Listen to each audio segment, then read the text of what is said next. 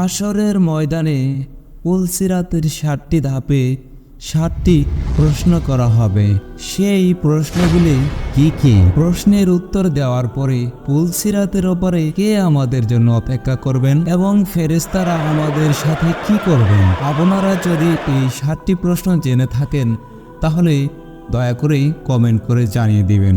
আর যদি না জানেন তাহলে ভিডিওটি শেষ পর্যন্ত দেখতে থাকুন। আরবিতে সিরাত অর্থ পথ বা রাস্তা, আর পুলসিরাত হচ্ছে সেই রাস্তা যা জাহান্নামের উপর দিয়ে বয়ে যায়, যা চুলের চেয়ে চিকন, আগুনের চেয়ে গরম এবং তরবারির চেয়ে ধারালো হবে। আর কিয়ামতের দিন প্রত্যেক মাখলুককেই সেই পুল অতিক্রম করতেই হবে। যারা জান্নাতবাসী হবে তারা তাদের ঈমান ও আমল অনুযায়ী স্বাচ্ছন্দ্য অথবা কষ্টের সাথে পুলসিরাত অতিক্রম করে জান্নাতে চলে যাবে, এবং যারা তাদের আমলের কারণে জাহান্নামে থাকবে তারা পুলসিরাত থেকে পড়ে গিয়ে জাহান্নামে পতিত হবে।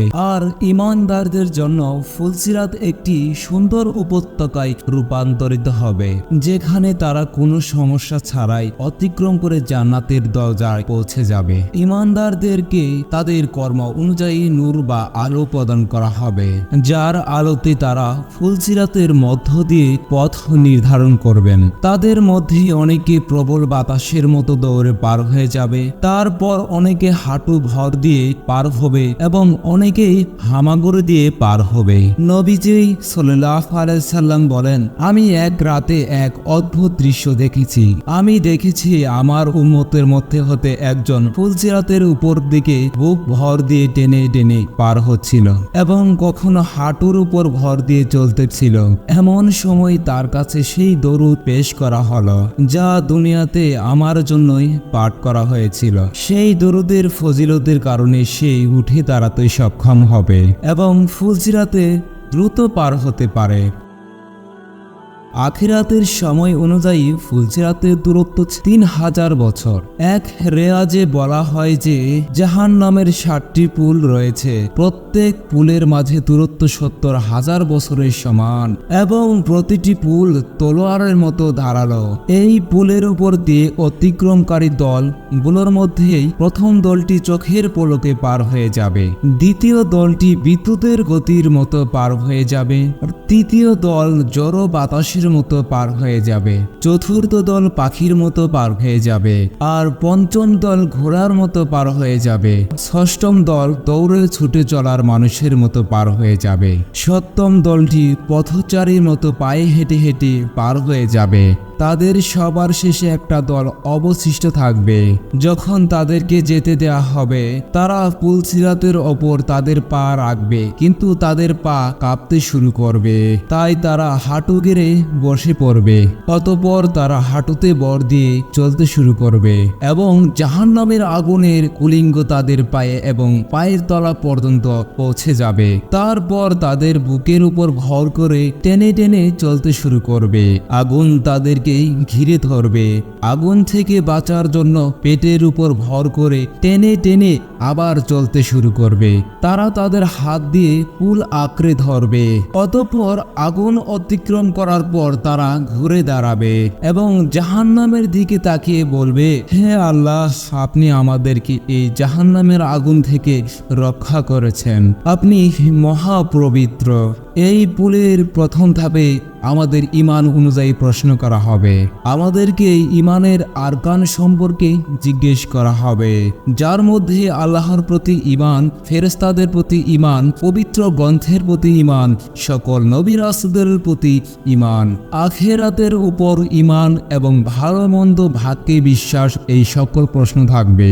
যখন কেউ এই সমস্ত প্রশ্নের উত্তর দিতে সফল হবে তখন তাকে পরবর্তী ধাপে পাঠানো হবে, যেখানে তাকে নামাজ সম্পর্কে জিজ্ঞাসা করা হবে সে পূর্ণ নামাজে পড়েছে কিনা। যারা তাদের নামাজ সঠিকভাবে আদায় করবে তাদের নামাজ তাদের জন্য একটি নূর হয়ে যাবে, যা তাদেরকে পরবর্তী ধাপে পথ দেখাবে। অতঃপর তৃতীয় ধাপে তাদের জাকাত সম্পর্কে জিজ্ঞেস করা হবে। যারা সব সময় সঠিকভাবে জাকাত আদায় করেছেন তারা এই দাগ থেকে পরবর্তী ধাপে একটি ঠান্ডা জড়ো বাতাসের মতো পৌঁছাবে। যেখানে চতুর্থ ধাপে তাদেরকে রমজানের রোজা সম্পর্কে প্রশ্ন করা হবে, যেখানে রোজা রাখা এবং কুরআন তেলাওয়াত সেই ব্যক্তিকে সাহায্য করবে।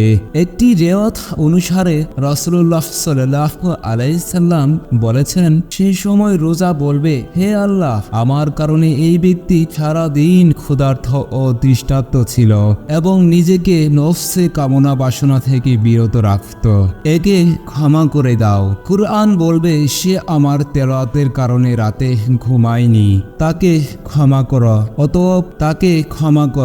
অতঃপর আল্লাহ তাআলা তাকে ক্ষমা করবেন এবং তাকে পরবর্তী ধাপে অর্থাৎ পঞ্চম ধাপে পাঠাবে, যেখানে তাকে হজ সম্পর্কে জিজ্ঞাসা করা হবে এবং এই ধাপে সফল হওয়ার জন্য শারীরিক এবং আর্থিকভাবে সক্ষম এবং প্রত্যেক মুসলমানকে তার জীবনে অন্তত একবার হজ করা উচিত। এখানে সফল হলে তাকে পরবর্তী ধাপ অর্থাৎ ষষ্ঠ ধাপে পাঠানো হবে।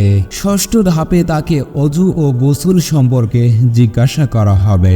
অজুর মাধ্যমে একজন ব্যক্তি পরিষ্কার এবং পবিত্রতা হাসিল করে আল্লাহর ইবাদত করার জন্য প্রস্তুত হন। তাই শিশুদেরকে অল্প বয়সে অজু ও গোসল সম্পর্কে শিক্ষা দেওয়া জরুরি, যাতে কিয়ামতের দিন পুলসিরাতের এই ষষ্ঠ ধাপে সফল হয় এবং পরবর্তী ধাপে অর্থাৎ সপ্তম ও শেষ ধাপে পৌঁছতে পারে।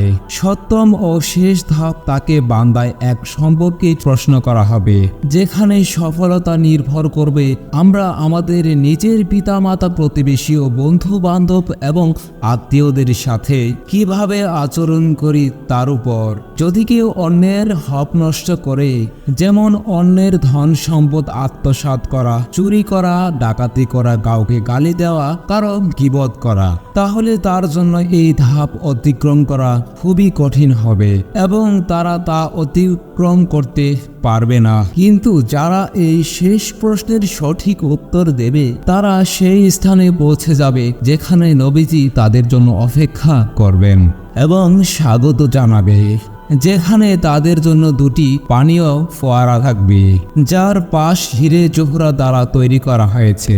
তারা একটি ঝর্ণায় গোসল করবে এবং অন্যটি থেকে পানি পান করবে। তারপর তারা জান্নাতের দরজায় পৌঁছে যাবে।